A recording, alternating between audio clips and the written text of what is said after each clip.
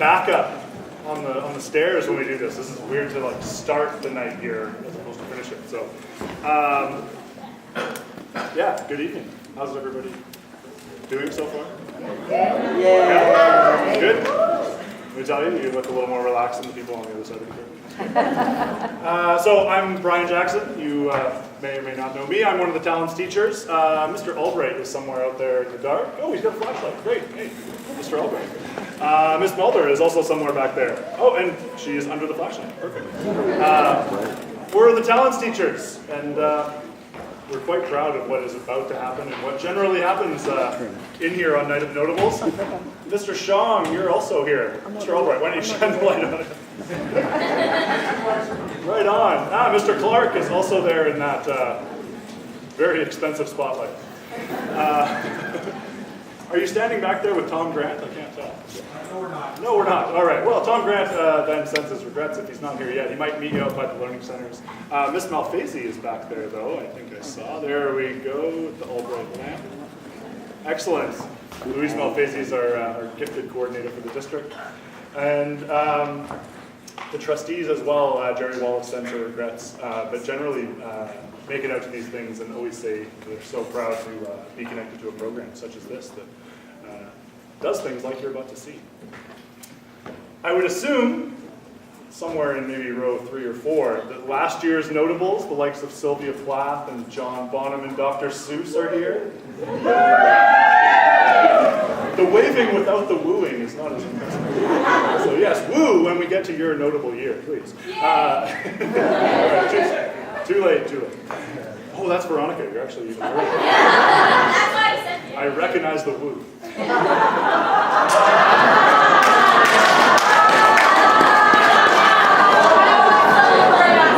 I'm on fire. Okay. Talon's class of 2011 is somewhere between Veronica's class and ours, but these are notables like, oh wait, no, that's 2011. 2 years ago, we had Patty Smith, Dorothy Parker, Dorothea Lang, and Alan Turing, some of who are around. Oh, they'll get louder as we get closer. The class of 2010, this would be, or 2011 is Judy Bloom, Tim Berners-Lee, and Ella Fitzgerald. These are the...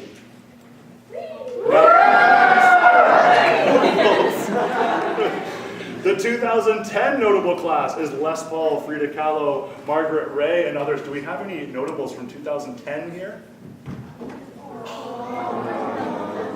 Some of their siblings are back there. Crazy. We might be joined, although if the 2009 was a goose egg, or 2010 was a goose egg, 2009 are Steve Jobs, Bob Dylan, Billie Jean King, or George Méliès in the house? No. They existed, don't worry, they're here. They're probably writing midterms exams or something like that. So this short list, although, wait, what about 2008? 2008 notables, Sigmund Freud, Julie Andrews, Hernando Cortez, Jack Kerouac. 2008 notables. One of them is a student teacher at Glen Eagle this year. That means like I'm having the year-old feeling. So this short list, it gets us all the way to having student teachers at Glen Eagle. Represents alumni in our district's gifted program in the current incarnation, so the Glen Eagle Talons. The students who will be coming onto stage, and those just recognized have been part of this program that sees them through, as you probably know, all of their core curriculum, math, science, English, socials, as well as planning, leadership, and PE 11. It's unique in our district, I hear. But the major elements of Talons, they owe themselves not only to the Betts Autonomous Learner Model, but a prior locally developed program that ran at Glen Eagle and then at Charles Best all the way back into the 1980s. And even before. So there are folks from my notable class of 1995 that included Miles Davis, Rick Hansen, and the Buddha. And then actually we have paperwork in the classroom upstairs that dates back to Night of the Notables 1992. And we know that it happened before that, but we just don't have the paper, like disintegrated or something. We know that in 1992 the notables included JFK, notable this week especially, Nehru, Nero, Terry Fox, and Julius Caesar. It's my distinct pleasure, as ever, oh, iPad, stop it.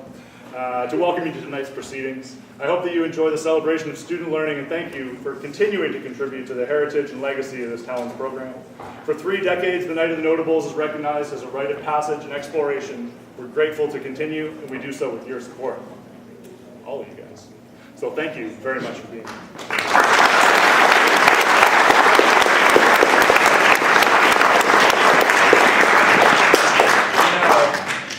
My little speech concluded. I will now pass things over to our MCs for this evening, who will introduce themselves. Thank you to Mr. Jackson and all of our guests here tonight. I'm Emma. And I'm Emma. And we are your MCs tonight. Night of the Notables is a special night for all talent students, as it is a time where we showcase our learning of the past month. Each of us has been conducting an in-depth research study on an eminent person in history. And tonight is the night where our special guests, parents, teachers, alumni, and ELSA students are able to view our progress. First, our grade 10 talent students will be presenting their speeches in the character of their eminent person. Us grade 9s presented our speeches earlier last week.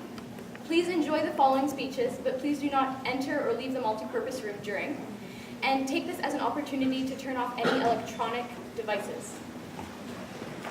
Please welcome your grade 10 morning talents onto the stage. And please hold your applause to the end of each class once they're finished. Thank you.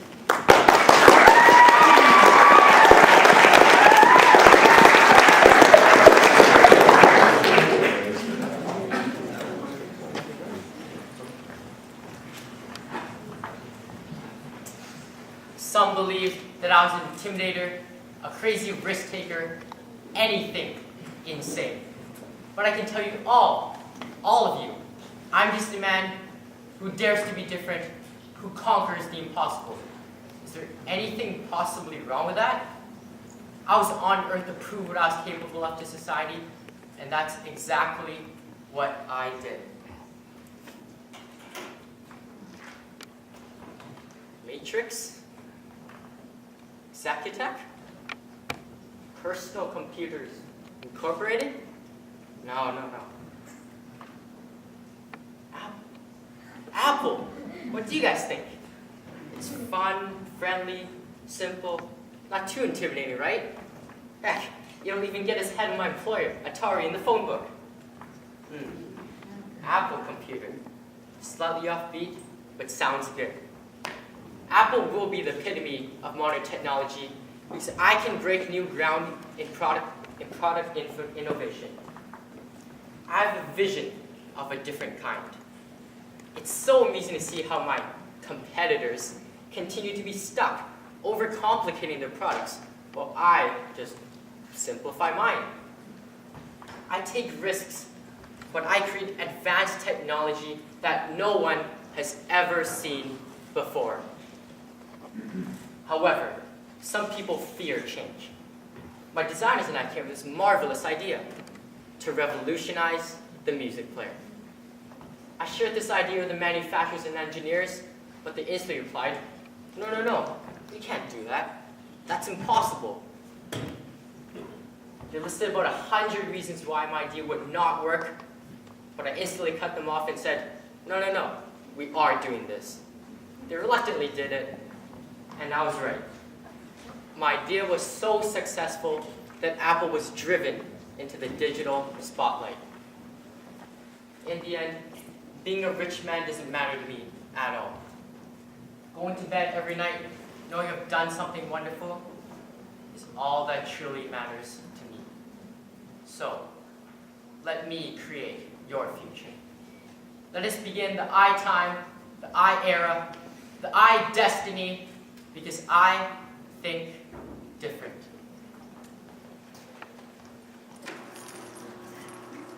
They say I was a man out of time, that the world was not ready for all of my discoveries.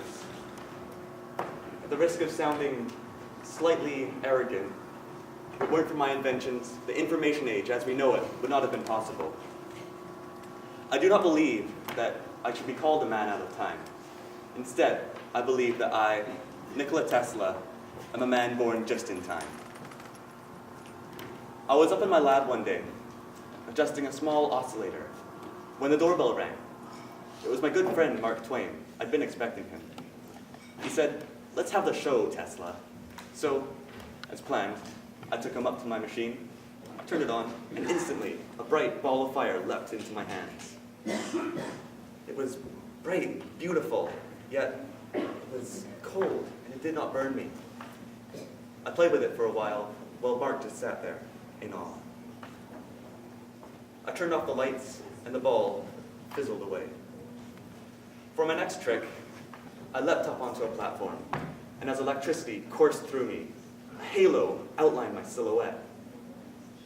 The meter read 2 million volts, yet I was unharmed as blue and white, fire and electricity roared around my entire body.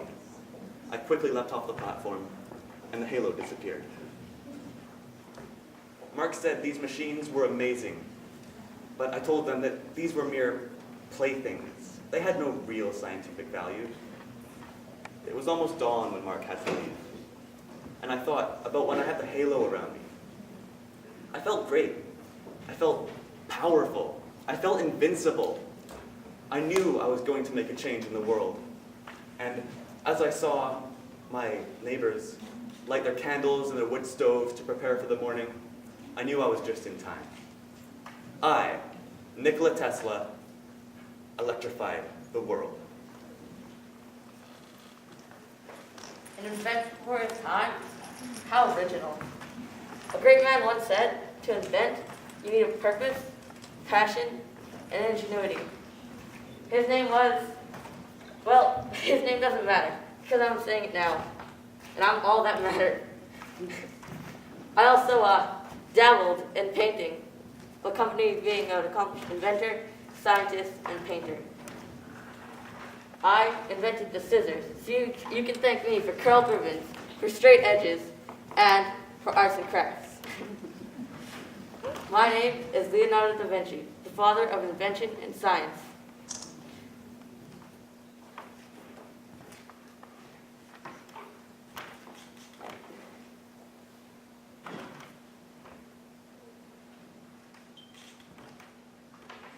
And I took the world by surprise.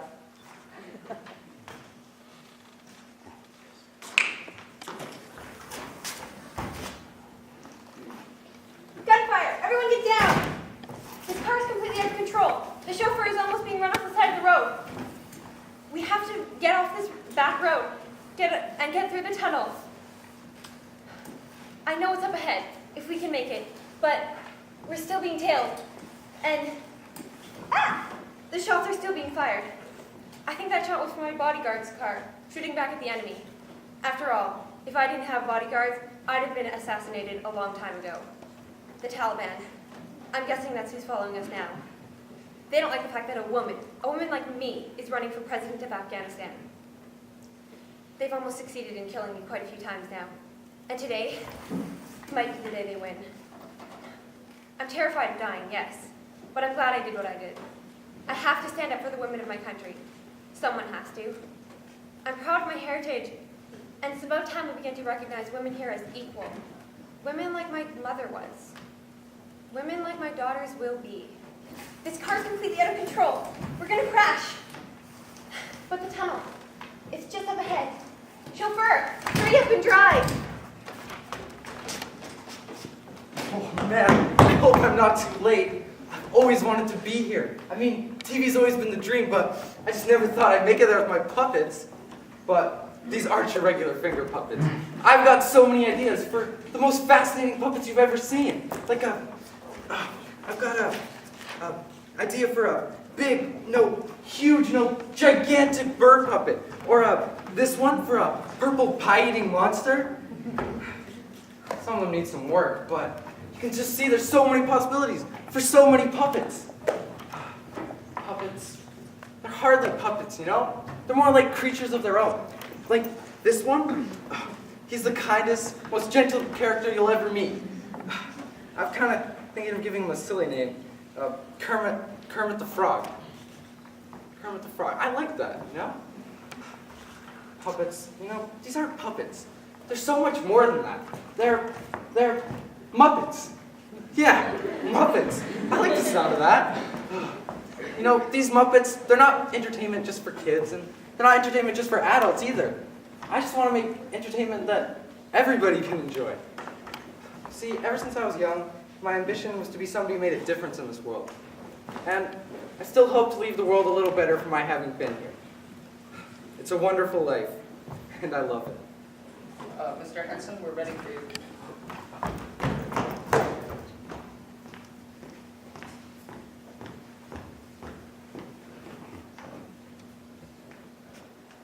Oh God, no! Please stop!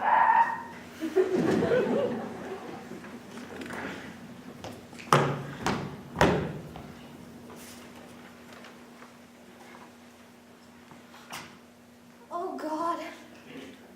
He's gone. Finally. Listen up, maggots! You may have had it easy when my poor, darling husband was running the ship. But I'm in charge now. And I intend to become the most feared pirate in all of China. No one on this ship, nor any other, is to stand in my way. Do I make myself clear? Good. Now let's establish a few ground rules. Disobeying orders, stealing from the common plunder, and or taking shore leave without my permission will be punishable by death. Rape anyone, and you can kiss your family jewels bye-bye. The same goes even if it is consensual. If you've got time to be getting it on with some half-witted floozy on the second deck, you've got time to be working. My full conduct will be handed out later. I won't go into more detail, but break my rules, and I'll break you. And in case you're thinking of running away now, here's a little reminder of what happens if you try to leave my fleet. I can see it in your eyes. You still doubt me. Oh, surely you think she must just. A woman? A common whore at that, leading a fleet of 2,000. Well, do you think that I've never been told that a woman cannot go this far? That a woman cannot rule, conquer, and destroy the same way that a man can? That I should be ashamed of myself? Society taught me this shame. They taught me to cover up, to close my legs, made it seem like being born as a female meant I should feel guilty. They tried to teach me that my femininity was a disadvantage. They tried to raise me to be a woman who would never voice her desires, selfish or not. But I was not silenced. I will not be silenced. And I will not be stopped. I've proven everyone wrong, haven't I? I'll trust that you won't make it any harder for me. Everyone knew a black woman could not make it in America. The poor knew they need a miracle to become rich. Even when they took me off the stages to dance, I reached the limits of what America was ready for me to be. So I went to Paris. They were ready for my talent Europe.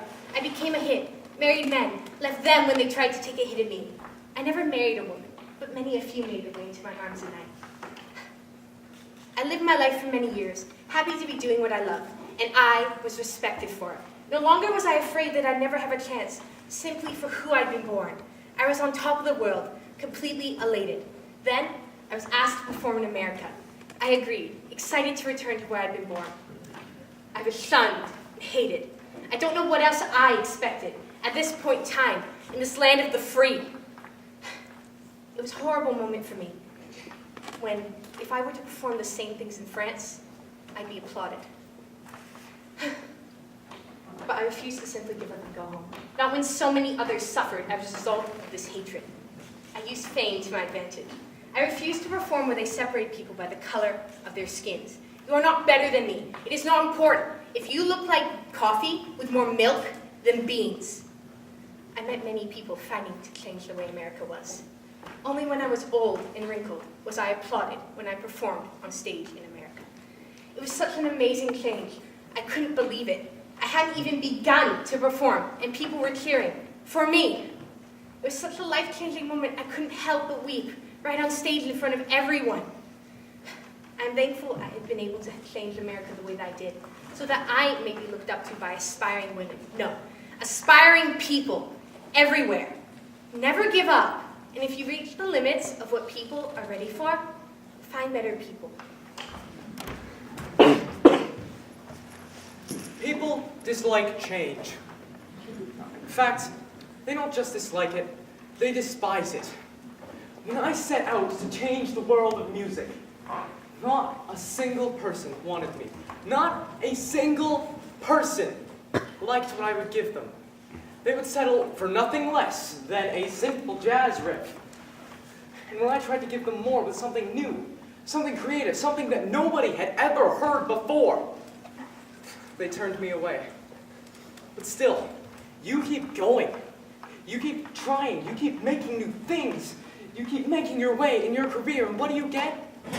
Nothing. People dislike change, and when you try to bring change, the world hates you. It hates you, and it hates you, and it hates you until it finally realizes what you're trying to do. And it gives you a taste. The world gives you just a taste of what it's like to play in front of a live audience, what it's like to play in front of everybody and have them love you for what you've done, until it's forcefully ripped from you. In death, I am a legend, but in life, I am a failure. Why is it that a person cannot be unique? Here I stand, the most influential musician of my time, a Canadian pianist, conductor, composer, writer, and so much more. Renowned for my technical ability, my eccentricities, my unusual repertoire, I am seen as different by listeners, critics, by my recording engineers. And yet, despite all this, I know deep down inside that breaking the mold is not such an outrageous idea. They complain about everything. The way the music sounds, the fact that I hum along, even how low I sing. And despite all of this, have I not had a recording sent up to space? Have I not made myself memorable through my composed works and my method of playing? Have I not left a mark on performing, showing performers that the music can be interpreted in many ways? And yet, my uniqueness is not accepted. I cannot help a new generation to stretch the limits. I cannot help new musicians to leave their personal stamp on music. Yet what is music but a form of expression? Music is my method of communication. It's the home where I can express myself and my distinctiveness. No longer should we be forced to do what is ordinary. If you see a way to be unique, take it. You might just discover what I found, that beneath the criticism lies a level of awe and respect. But now, I must go. I have a terrible headache. I can't feel my leg.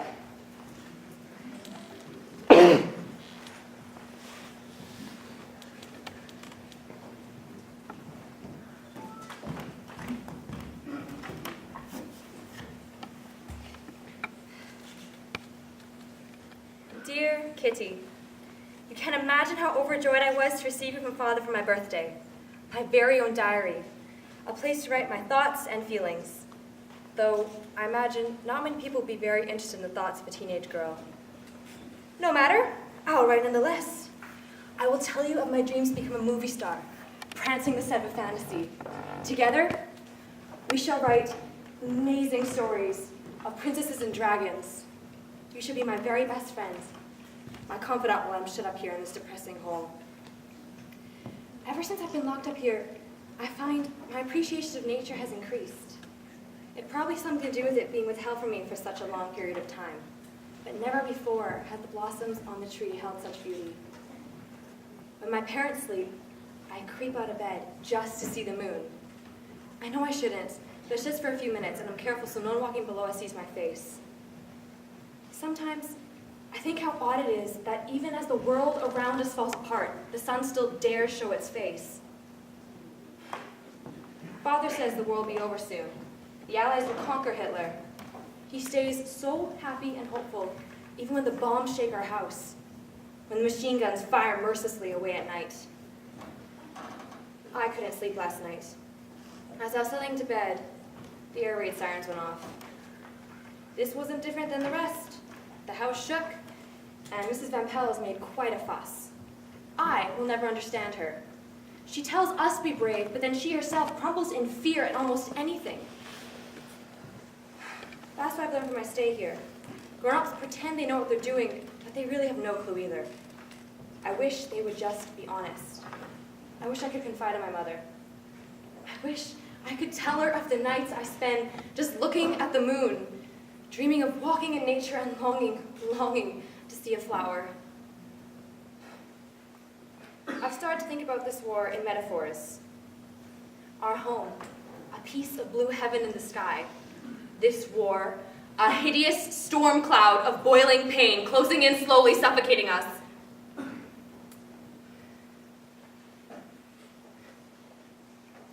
But we remain. A piece of blue sky even in the stormiest of times. I will wait out the storm. We will be free again. This war will end, and my life will go on. I will learn languages and history. I'll become an actress and a writer. In fact, I'll be famous. My pictures will hang on people's walls. I'll emerge from these shadows a bright and shining star, as glorious as the moon and the sun. I, Anne Frank, will live on, even after I'm gone.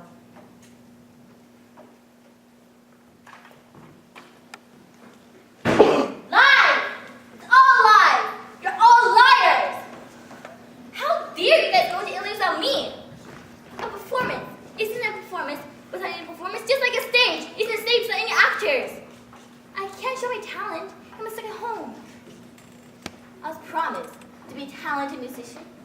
The queen and her poor compliments have to come from mine astounding harpsichord skills.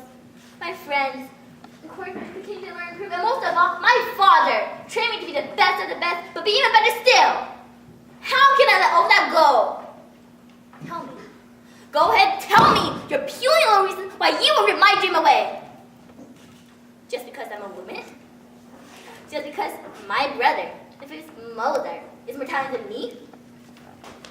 That's why I'm stuck at home, isn't it? That's why my lessons are cut. That's why I don't get any recognitions at all. Well, I'll tell you.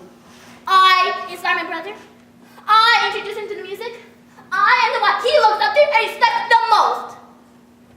But I wish I can just be like him. Walk on the streets and have people crowding over to me and say, Maria, that was a wonderful piece you composed. It'd be a dream come true. To be no musician, proud to showcase my work and perform for all to hear once again. But alas, I'm 18 years of age, doomed to be a woman caged at home, doing chores all day, every day. But why work without passion? Why marry without love? Why live without spirit?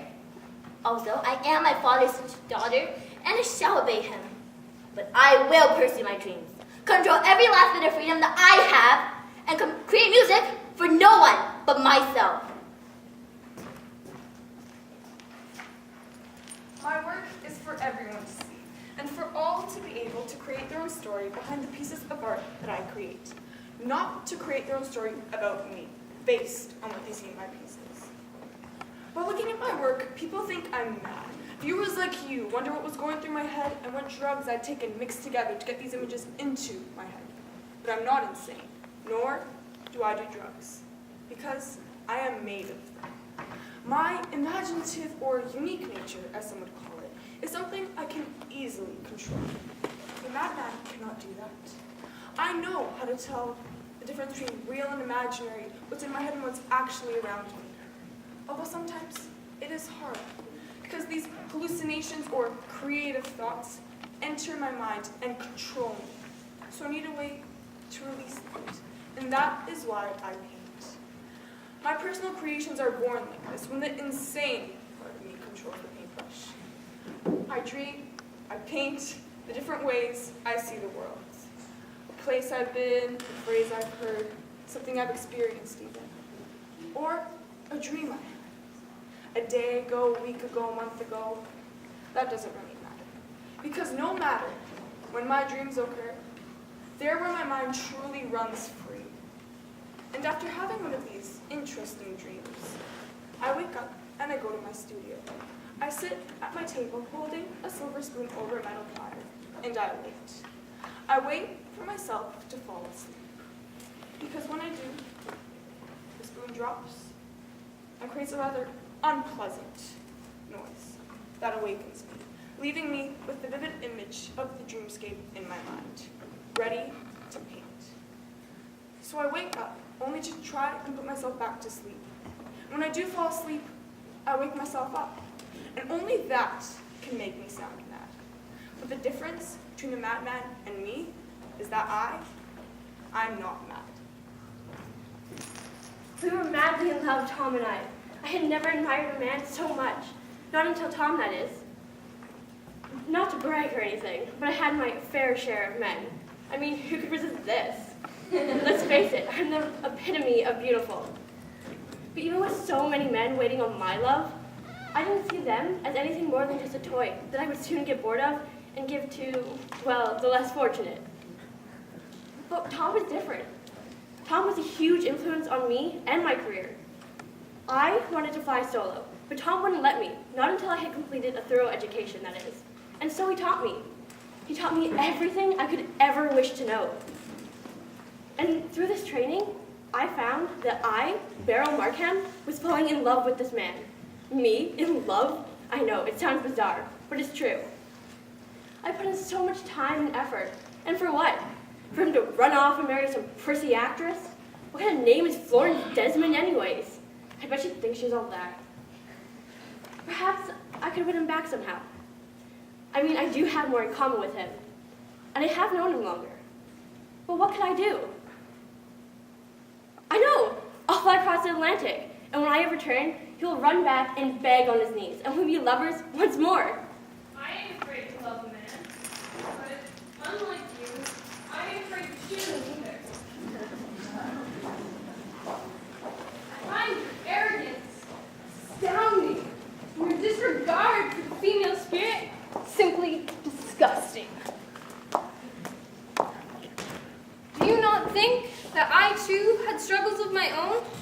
Just like President Woodrow Wilson denied my offer to train a legion of female sharpshooters for the First World War, not for the lack of skill, but rather for the lack of balls. Humble, they called me. Modest. But no more.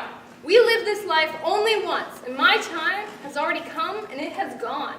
My name, Annie Oakley, once seen on posters and billboards across both America and Europe, once on the tip of the tongue of every female, young and old, with a backbone.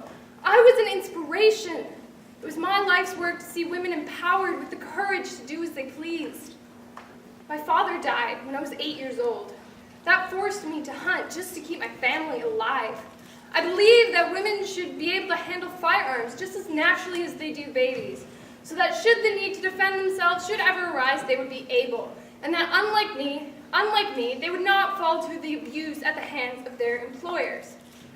My name is almost forgotten in this now fast-paced society, and I accept that. But I was the first female gunslinger. I broke all the records, and I was undefeated in the arena.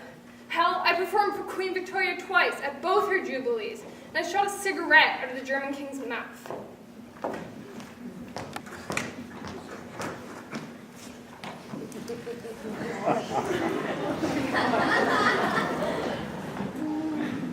You think that's daring?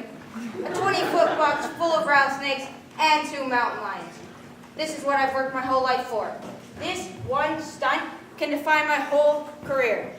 I don't want to become an insurance broker or something stupid like that. I want to stick with the thing I love. I'm determined to be the best stuntman ever known. I want to be just like my idol, Joey Chitwood, except riding a motorcycle instead. And you know, I'm determined to be better than him. Ah, the stupid reporters tell me that I won't be able to do this and I can't do that. I just can't handle it. They thought I was going to crash, thought I wasn't going to amount to anything. But I'm going to show them I had to work so hard to make this stunt to go. I wrote the press releases, I promoted the show, I sold the tickets, I rented the venue, I set up the show, and I served as my own master of ceremonies. I had to work so hard, and I'm going to make this stunt a success. Well, I guess it's time. God take care of me, here I come. I mean, where there's little rewards, there's little risk, right?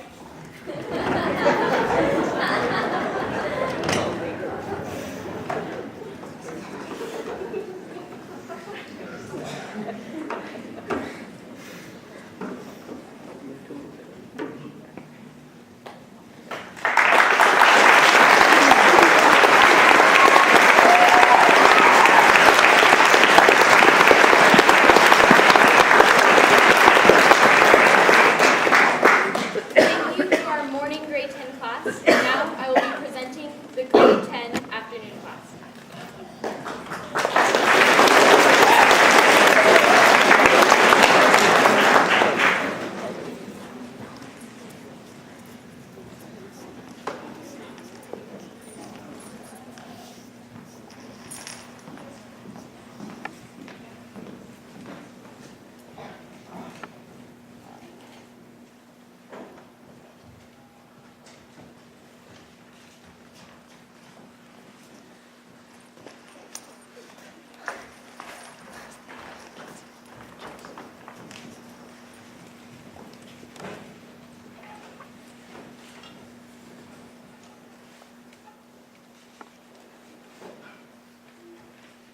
Humans are adaptive creatures, none of us more so than the deaf. For humans are social beings, and oral communication is a staple of our everyday lives. The deaf are forced to adapt, to learn new ways of communication so that they can integrate into society. This is hardly a small feat. My name is Alexander Graham Bell, and long before I invented the telephone, I was a teacher of the deaf. One of my most memorable students, over my many years of instruction, was quite peculiar indeed. This poor little girl, you see, was not only deaf, she was blind as well. When I first met Helen Keller, she adapted to use touch to navigate the world around her, running her hands over faces, clothing, objects. As I began to tutor her, she grew in leaps and bounds, all the while reminding me that deafness, or even blindness, is not an insurmountable obstacle to education or achievement. Even when I was working on the telephone, I never forgot about the deaf who required my assistance. I campaigned long to integrate them back into society so that they need not be ostracized and separated for their disability. I defended them for improper communication methods such as American Sign Language, which would only serve to isolate them further from the rest of society. Much of my life was devoted to these pursuits.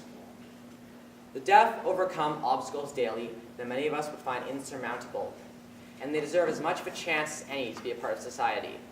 It is vital that we realize that deafness is but a barrier, and like all barriers, it can and it must be broken down.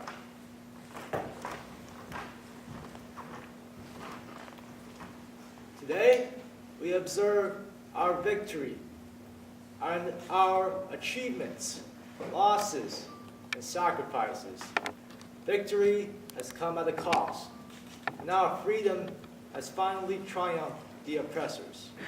Thanks to your dedication and hard work, we have shown the world that intelligence was, is, and always will be the first line of defense against the enemy.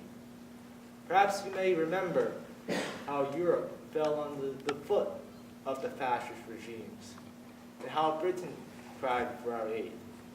We were the ones who raised her again, and now I shall recount to you how. I was first sent to New York by Mr. Churchill under the premise that I build an organization which would undermine the enemy and the ally Britain needed most, America. The enemy was well entrenched. He had set his pieces, placed his agents, and begun manipulating the ignorant into isolationism. And to fight this backroom war, that is where we came in. We would become British Security Coordination. We truly were a magnificent group of people, men and women of calling. Together, we have penetrated embassies, toppled tyrants, caught smugglers, and halted revolutions. History may forget us, my many fellow Canadians, my British brothers, and my American comrades. But we shall never forget it, for we have forged our own story. Now we stand for the future, knowing that knowledge is man's most potent weapon. So I, on behalf of British Security Coordination, thank you all for your service. Let it be known that I am proud of every single individual in this room. To victory.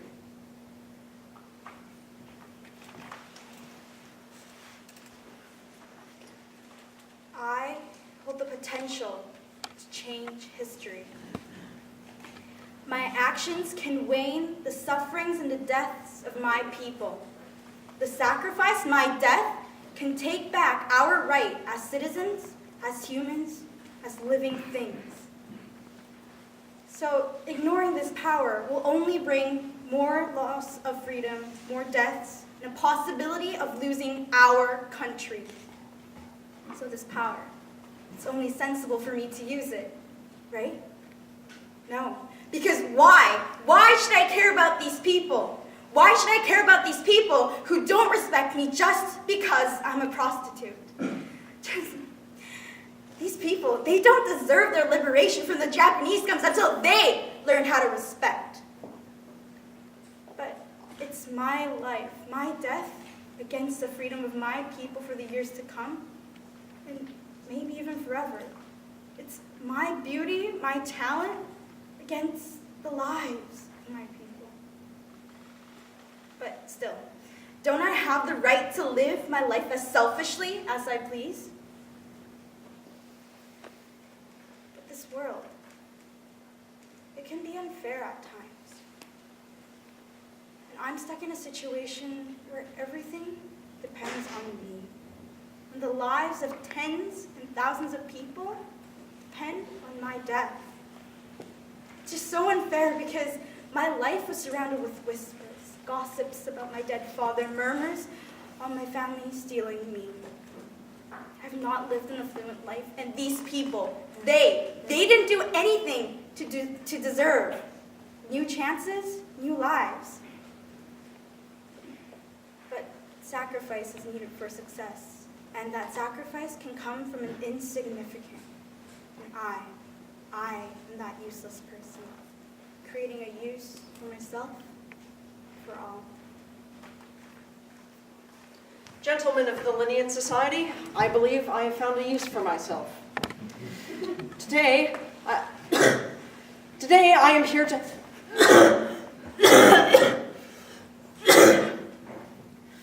I'm sorry, I'm afraid I suffer quite a bit from this perpetual state of illness. It's a problem I fear may have been inherited by my children. But I am not here to talk about my health. A very recent publication on the tendency of species to form varieties contains an extract from my as of yet unfinished work on the origin of species. This book details my theory of evolution. When it is finished, I do believe that it will revolutionize the field of biology forever. It describes the evidence that all life originates from one source, but it also does away with the idea of creation, the concept that God created all living things as they are today. The central idea is that living creatures change over time. They evolve, if you will. However, unlike the concept of transmutation, I have discovered that this process is achieved through natural selection rather than gradual metamorphosis. Plants and animals that have certain traits outlast those that don't, and thus these traits are passed on to their offspring. This opens up the possibility that we, too, have evolved. We share many traits in common with modern-day chimpanzees. One must consider the possibility that men and apes once shared a common ancestor. As one might expect, however, the Anglican Church has not been happy about my research, and I have faced much opposition from them. They choose not to see my theory of evolution as a scientific possibility, but merely as the anti-religious ramblings of a devil. They see me as a devil, but I will show them. I'll show them all.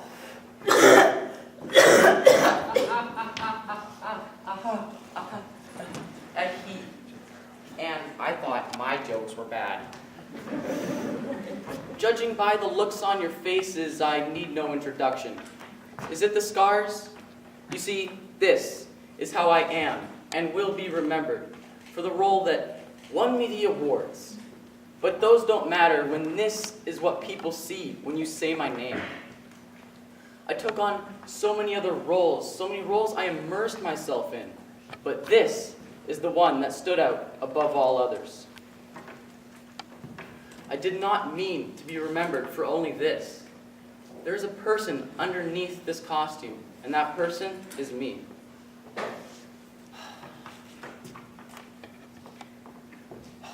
Come on, guys, laugh. Laugh. Just a bit more. I'd hate to see you ask yourself, why so serious? I didn't think he was serious when he suddenly decided to cancel our trip to Italy just because he fell in love with another woman. It was not long ago when my dearest mother Clara passed away from a terrible bout of bronchitis. Not wanting to deal with me at the time, Archie went to Spain all by himself.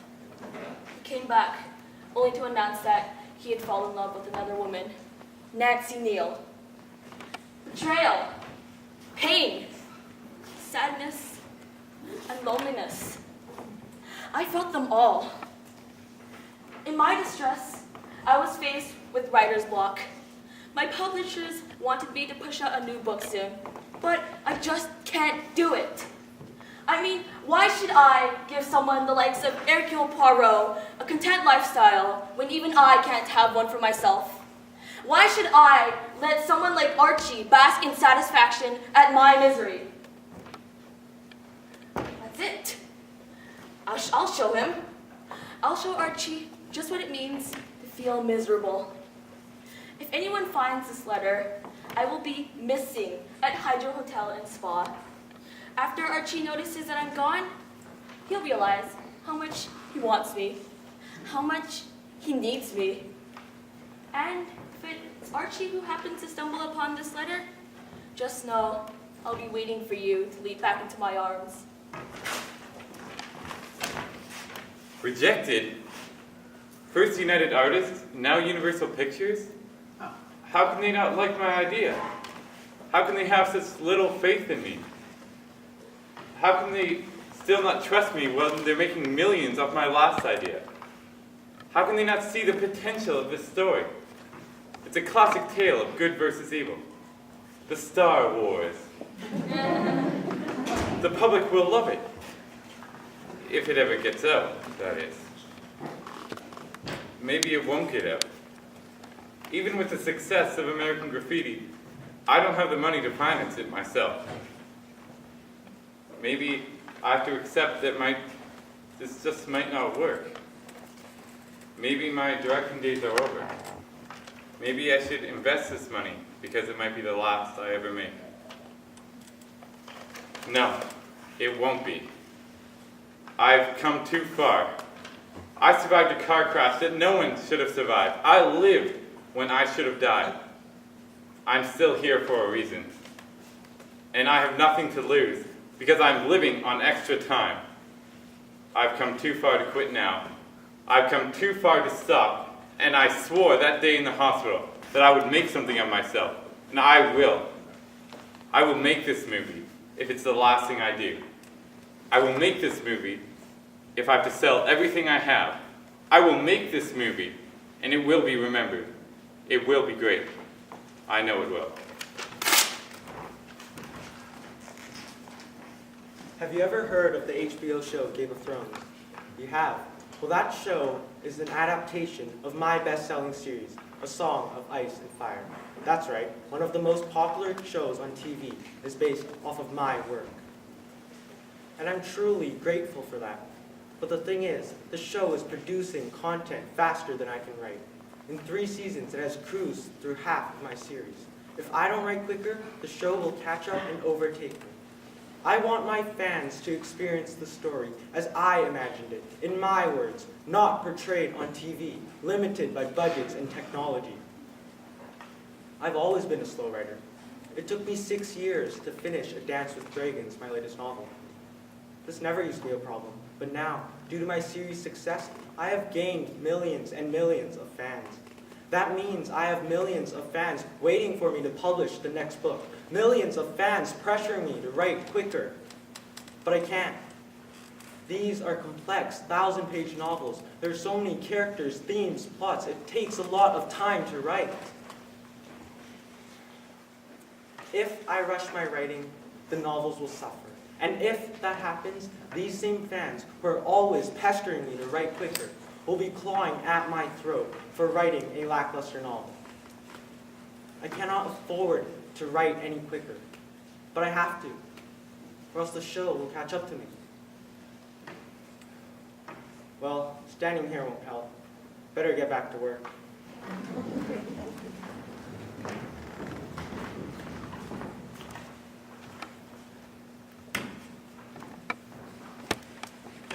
Thank you. I'm so lucky to have all these caring people by my side. They're probably incredibly busy with their own lives, yet they still take the time to visit me at the hospital every day. I'm so grateful that I don't have to go through this alone. I broke my neck, but I have to keep living somehow. Although I'll no longer be able to fulfill my dreams, at least I'll still be surrounded with people that love me. But must it be this way? Must I give up drawing and singing and everything that I love to do just because I'm a quadriplegic? Am I nothing more than a broken body? What now, God? Didn't you say, for I know the plans I have for you?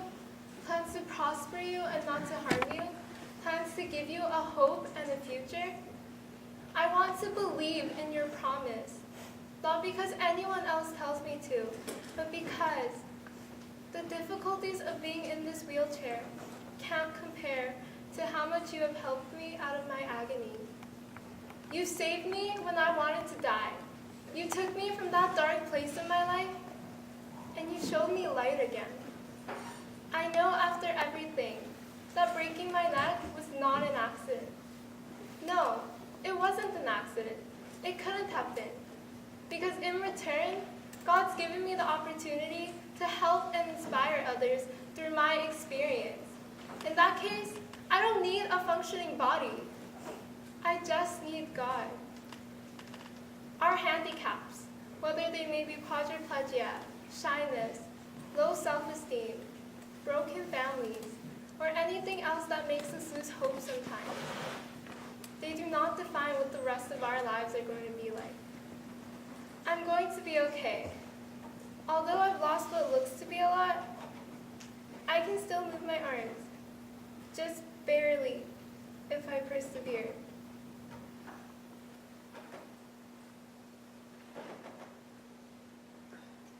Look at that. This wheelchair is not the end of me. It is only the beginning to a greater plan God has for me. I am not afraid anymore.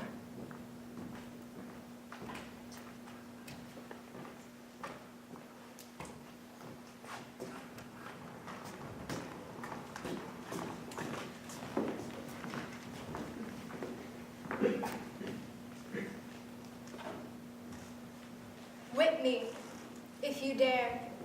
I am not afraid. This trial is a chance for me to defend the women of Sudan, to give voice to those who have been silenced. Judges, I'm sure that you are aware of the guests I have invited.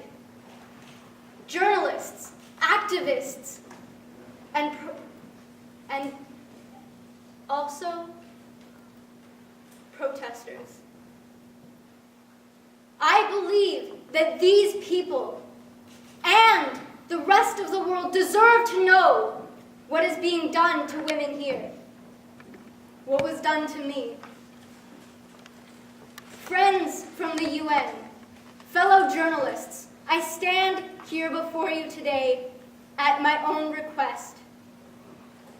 Mere weeks ago, I was arrested at a restaurant in Khartoum.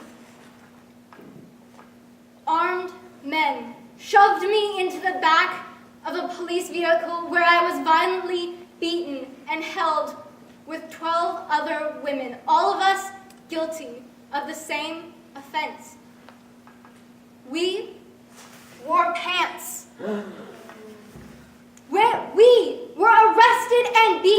for wearing pants. I respect women who choose to honor their religion through traditional dress, but I do not believe that there should be a law dictating that we cannot dress in other ways that we may choose. These laws, they suffocate us. These laws contradict our human right to freedom of expression. They make us feel less than those around us. They make us feel less capable than other men. Do you know what the punishment is for breaking this law? Flagellation and we also must pay a fine. We were given a choice. Either we could be whipped 10 times and pay a fine, or we could go to trial. We could go to trial. We could speak out in a hope for justice and risk the sentence of 40 lashes and an even greater fine. The pain caused by 40 lashes is enough to bring a person to pray for the release of death, and yet I risk that fate to be here. For how else are we going to draw attention to these issues in our society? These issues are not as hidden as you may think. They are happening all around the world, situations like these where people are trapped.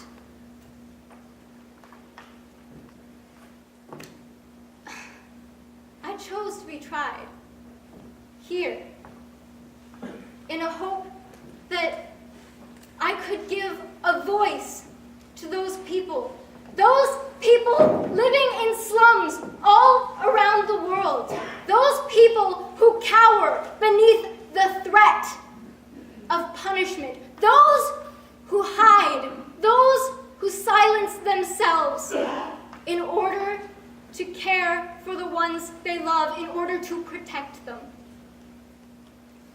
But no one will answer until these tears of pain turn into cries of fury. So judges, hear my cry, and friends, hear my cry. I am not afraid. Whip me if you dare. I will not be silenced or stifled by laws meant to degrade women or human beings in general. It is time. I have waited far too long, and now I offer my suffering to end that of others. It is time for equality.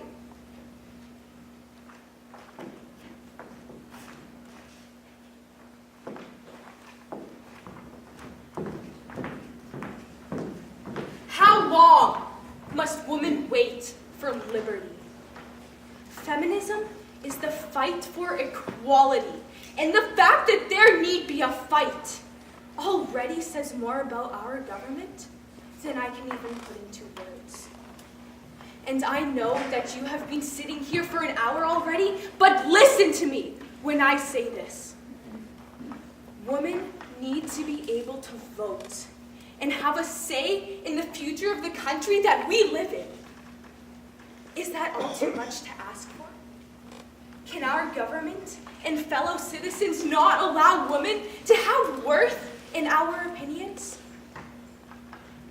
My fellow suffragists have been beaten to unconsciousness by men who have been too selfish to see that they are not the only ones who want to be heard. Did they really think that women would be content to be shackled by the gender inequality of our nation forever? They must be delusional. I am not afraid of putting myself out there.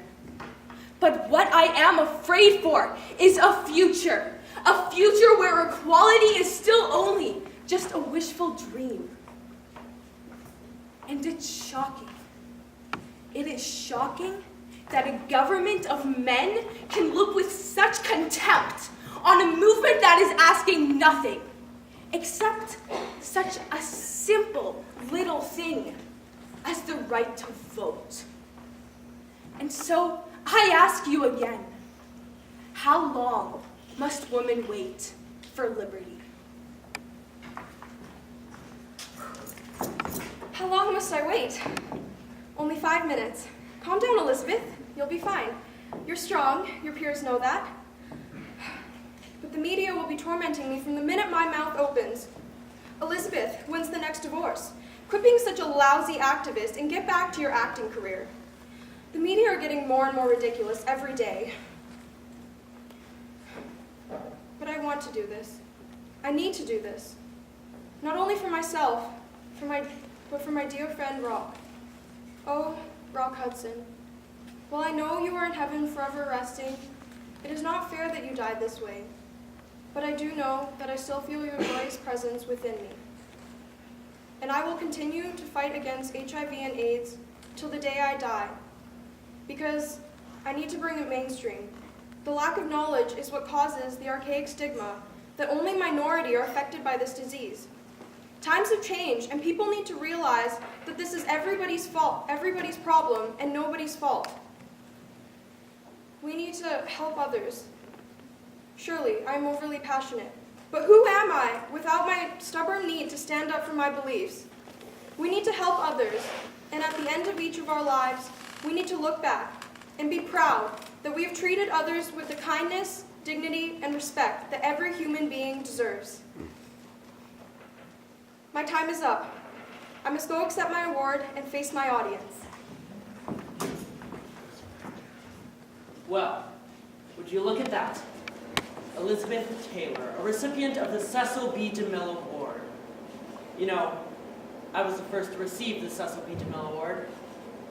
For God's sakes, it's named after me, but that doesn't matter. Yes, my name is Cecil B. DeMille, and I was the first ever recipient of the Cecil B. DeMille Award in 1952, amidst directing the greatest show on earth, and you bet your ass it was. Now, one of you, tell me what else I did in this world. Come on! Exactly. You can't. Because if anything, you would remember my name that was slapped on an award and given to the most prestigious contributors to the dramatic arts. It's funny how someone as significant as I can't be remembered for more than a name. No. I changed how you view entertainment. I changed how movies were made. I changed the sense of professionalism that was put into all of dramatic arts. I believed in my work. I believed that my 70 films, yes, 70, were going to be successful, and they were. But apparently not enough so for you to remember who I am. Okay, shh. The show's about to begin.